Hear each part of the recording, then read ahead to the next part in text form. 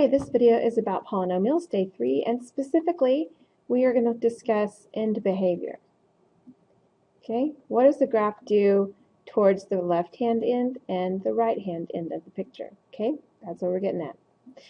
So here's what you use. You use what's called the leading coefficient test. And it says look for the coefficient of the highest degree exponent in the equation.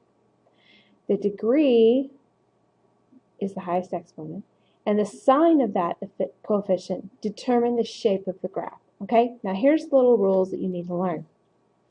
If the degree is even, like x to the squared or x to the fourth, x to the sixth, anything even, and it's positive, then think about your y equals x squared curve. Okay, if it's even and positive, that would open up. Okay, so that would be your sketch for the parent function. So then we use this notation. We read it as x approaches negative infinity, f of x approaches infinity. That says as you look at the x-axis towards negative infinity, what are the y values doing? They're getting higher and higher, so it's going towards infinity. Remember, f of x is the same as y. Then as x approaches infinity, f of x approaches infinity. So as I look towards the right-hand side of my quadrants, what are the y values doing? So f of x is getting higher and higher still, so they're going towards infinity. That's why it says that. Now, what if the power is even, but it's negative? Well, flip that parabola over. Okay, think about it that way. So what happens as x is getting more and more negative, more and more to the left, what are the y values doing? They're getting more and more negative. So f of x equals negative, or approaches negative infinity. As x approaches positive infinity, f of x approaches negative infinity because I'm going towards more higher x values. What's happening to the y values? They're still getting lower. Okay, so use these little sketches to help you grasp what's going on, and they're going to use this notation. This is called infinity notation. Now, what if it's odd? Well, the easiest odd function you know is y equals x. Okay, so if it's positive, think of a line with positive slope. Okay, on a coordinate plane, line with positive slope. And as x approaches negative infinity, what are your y's doing? The f of x is getting lower and lower, so it's negative infinity. As x approaches positive infinity, f of x gets higher and higher, so it is positive infinity. What if it's negative? Well, think about your quadrant plane. This one's just going downhill. Okay, as x approaches negative infinity, my y values, f of x is getting higher, so it's positive infinity.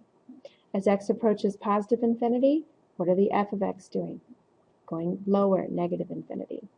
All right, so use these graphs, even positive, odd negative, even positive, even negative, odd positive, odd negative. You're going to use these sketches on every problem you do because you need to draw it out and then make the notation match what you're drawing. All right, so leading coefficient test on these two. Look at this. Look at the highest degree exponent. Well, that's this guy right here. So I can ignore the rest of this. It doesn't matter. I notice that the degree is 3 and it's negative. Okay? So if I think about my parent functions, that means it's going to be like a linear equation going downhill. All right, so what does that tell me? Put that on a graph, okay? So I say as x approaches negative infinity, f of x approaches, what are my y's doing towards the left? Well, they're getting higher, so it's approaching infinity. As x approaches positive infinity towards the right, what are the y values doing? They're getting lower and lower.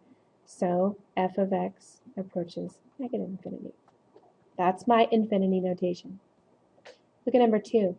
Highest exponent is this guy. All right, so look at the coefficient. It's the degree is 4, and it's positive because that's a positive 1 out front. All right, so knowing that, it's going to look kind of like the parent parabola.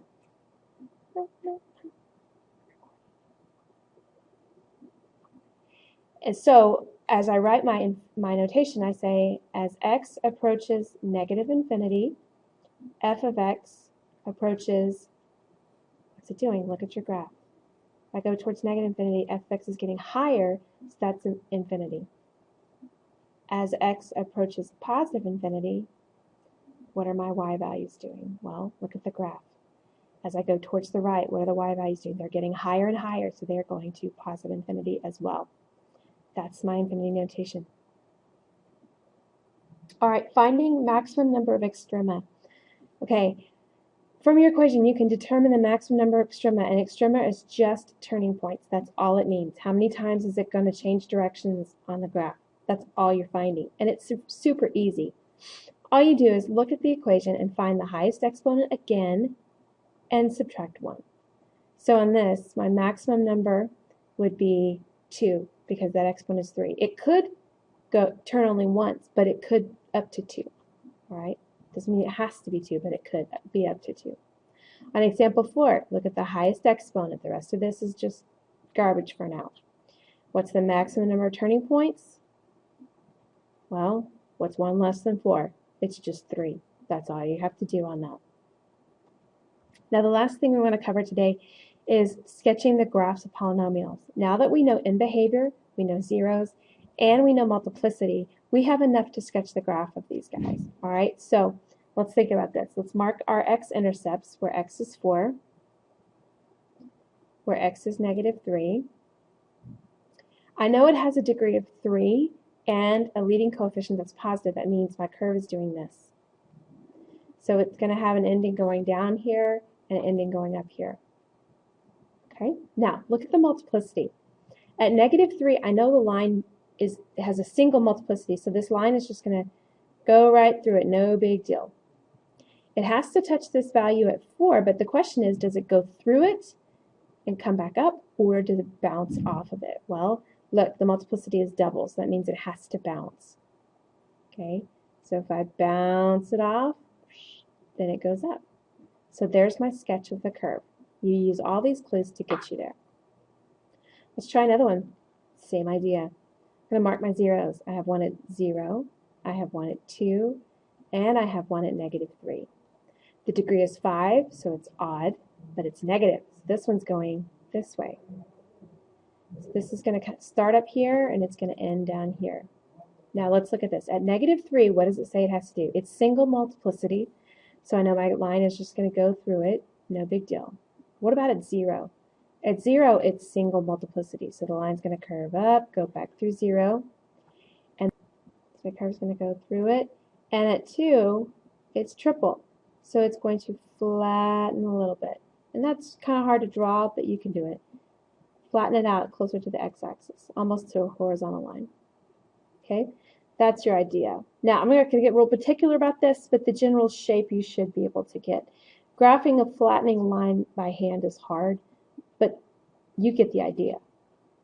You have enough clues to give me a general shape. Okay, on your own, I want you to try this. Okay, we will discuss it when you get to class, and I'll talk more about sketching those graphs.